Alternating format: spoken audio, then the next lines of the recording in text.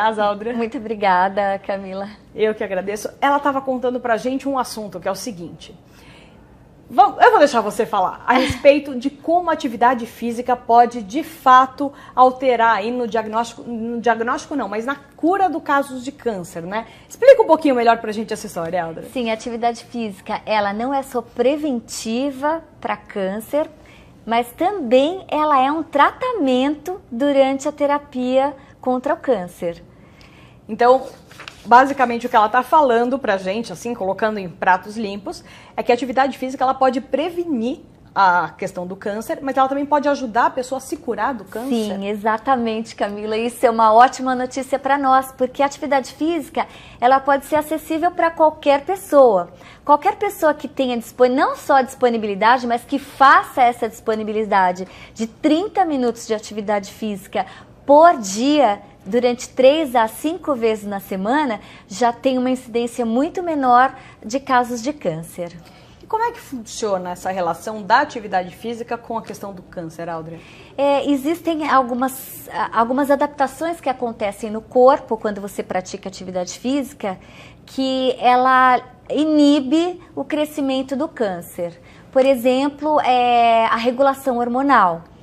Nos casos de câncer de mama, é importante que tenha uma boa regulação do estrógeno, e a atividade física ela coopera, por exemplo, com o caso do estrógeno para mulheres e no caso da testosterona para os homens. Agora você deu o exemplo do caso do câncer de mama. Que outros tipos de câncer podem ser amenizados ou até curados através da atividade física? Hoje a gente conhece que o câncer de mama, o câncer do cólon, e os cânceres mais comuns, como por exemplo, que acontecem no estômago, esse é um câncer que ele está ligado à obesidade. E a obesidade, ela indiretamente está ligada à atividade física. Então, quanto mais atividade física, menor o nível de obesidade, então você também diminui o nível de câncer automaticamente. Agora, Áudria, muito se fala hoje em dia da prática de atividades físicas e como ela, de certa forma, melhora a qualidade de vida das pessoas. Mas ainda é um tabu saber o que é exatamente a atividade física, se caminhar na rua é considerado atividade física, quanto tempo deve ser feita a atividade, como é que se mede essa referência, como é que a gente consegue uma referência como essa? Hoje, Camila, o conceito de atividade física está muito modificado, né? Antigamente a gente achava que só fazer uma caminhadinha 20 minutos por dia já era suficiente. Hoje a gente sabe que nós precisamos de muito mais intensidade na atividade física. Então as atividades físicas moderadas e intensas são mais importantes para prevenir, por exemplo, câncer e outras doenças metabólicas também. O que é atividade física moderada? A atividade física moderada é aquela que você fica com 50% da sua frequência cardíaca máxima, no mínimo, até 75% da frequência cardíaca máxima. Um pouquinho mais intensa, ela passa esse 75% da frequência cardíaca máxima. Como você calcula isso? Não basta só dar uma caminhada simples, mas você tem que suar, você tem que sentir o sangue circular, você tem que sentir um certo cansaço. E o pessoal que acha que, vou fazer uma atividade física molezinha, andar no shopping, não, isso não resolve. Andar no shopping não é atividade física. Não é simplesmente é um passeio, né? Faz bem para outras coisas, mas a atividade física você tem que sentir aquele certo cansaço, uma fadiga. Essa fadiga é importante para liberar os hormônios que são liberados durante a atividade física, durante o exercício, para metabolizar a gordura corporal também, que você só metaboliza a gordura corporal depois de 20 minutos de atividade. E os exercícios resistidos também são importantes.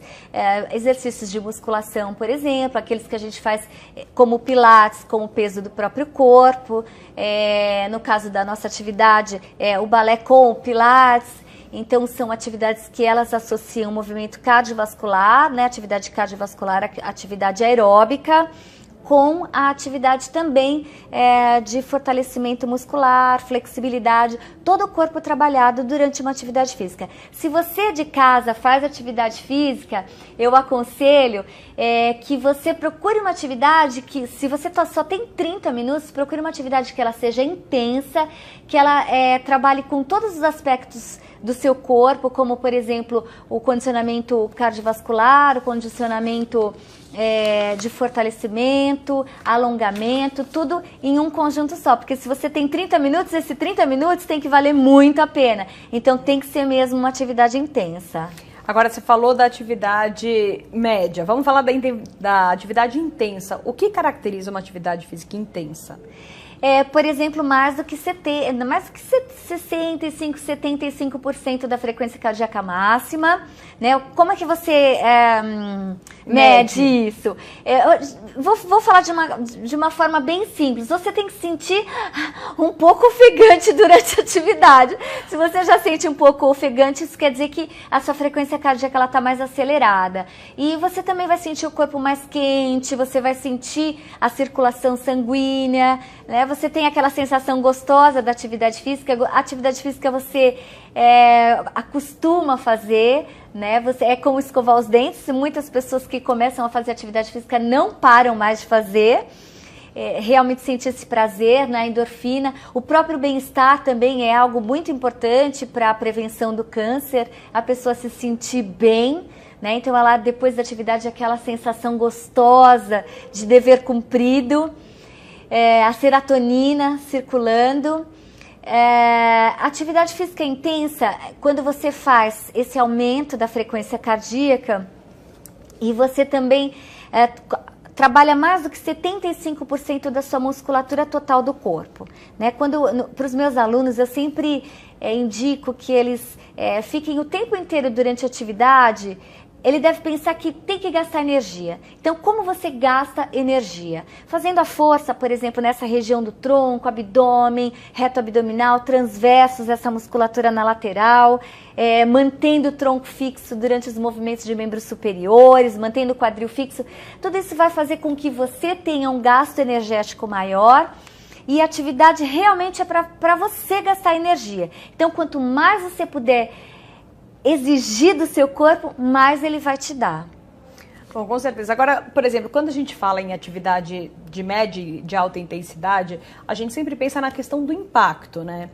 E até então, a questão do impacto ela era vista de forma negativa para várias coisas, inclusive no tratamento da osteoporose, né? Que é uma das doenças que mais afeta aí os nossos idosos. Até eu lembro que alguns estudos da OMS falam que mais de 10 milhões, né, de pessoas no Brasil, que já atinge mais de 10 milhões de brasileiros, de acordo com esses dados, precisam fazer algum tratamento e essa mesma doença, a osteoporose, causa 9 milhões de fraturas ao ano. E até então muito se falava para tratar a osteoporose de exercícios com baixo impacto, justamente para não quebrar o osso. Sim. Hoje em dia, os estudos mostram o contrário disso, né? Exatamente. Qual que é a importância, de fato, dos exercícios de alto impacto? Então, antes a gente achava que musculação era importante para aumentar a massa óssea. Não que musculação não seja importante também, mas o que faz aumentar a massa óssea é realmente o impacto. É o bater, né? Hoje a gente já tem estudos comprovando que o impacto é importantíssimo para aumento da densidade óssea. Por exemplo, saltitos, que são saltos bem coordenados e saltos controlados também, esses vão aumentar a densidade óssea. Agora, muito cuidado com pacientes, pessoas que têm câncer, metástase no osso. Deve-se tomar um cuidado bastante importante de não aumentar muito a carga ou o impacto também, porque corre risco de fratura espontânea, né? Vamos esperar recuperar o corpo, recuperar a massa óssea mínima para que ele possa fazer esse impacto. O que é importante no impacto?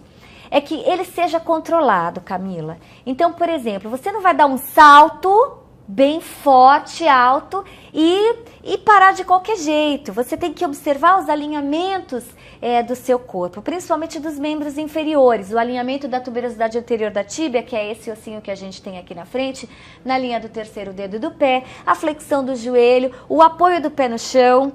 Quando você apoia, por exemplo, o metatarso, que é embaixo dos dedos do pé, apoia o metatarso, o calcanhar, flexiona o joelho, assim você consegue amortecer a queda.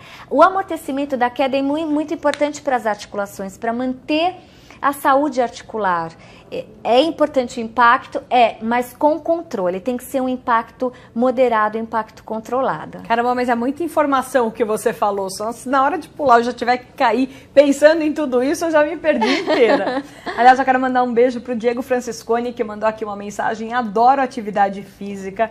É muito bom, né, Diego? Dá de fato um novo ânimo. Aliás, eu hoje de manhã postei que eu fui malhar logo cedo e já cheguei hoje com um ânimo completamente diferente. Eu queria que você falasse justamente disso. Quais são os outros benefícios da atividade física, além da questão de você manter o peso, de evitar vários tipos de doença? Essa sensação de prazer de praticar atividade física também ajuda muito no dia a dia das pessoas, né? Sim, muito. E a pessoa também ela vai se sentir mais confiante, mais forte, mais capaz, né? Alguns movimentos que a gente deixa de fazer, por exemplo, no dia a dia, são movimentos fundamentais, como flexão e extensão de braços, circundução, são todos movimentos fundamentais que a gente acaba aqui deixando no dia a dia.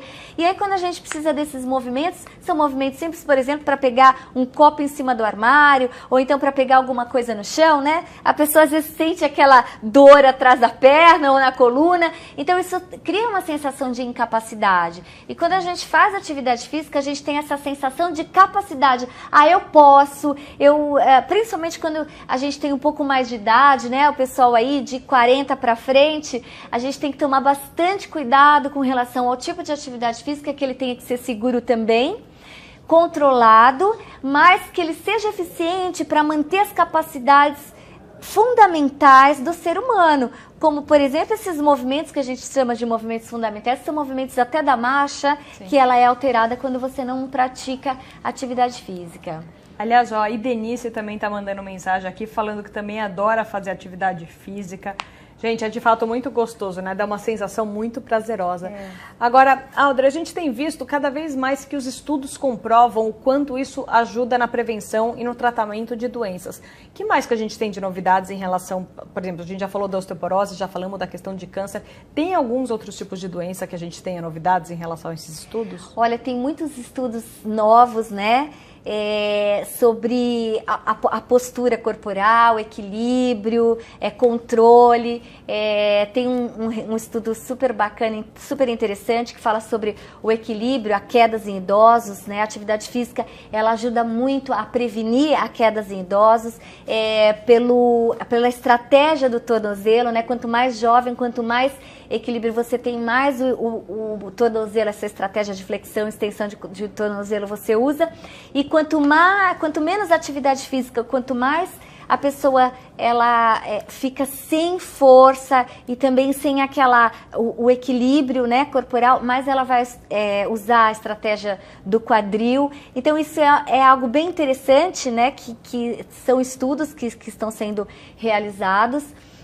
Sobre o equilíbrio corporal e a queda de idosos. Como a gente está falando de osteoporose, uma das causas da mortalidade é a queda em idosos. Então, se a gente puder prevenir isso, e é simples, viu, Camila? É tão simples você fazer, que seja 10 minutos todos os dias, às vezes até quando você está aí no seu banheiro, vai escovar os dentes, faz um elever, né, o que a gente faz, a elevação do... Ela fala como se todo mundo soubesse. A elevação dos calcanhares, o aprofundamento do abdômen, né, a flexão do tronco.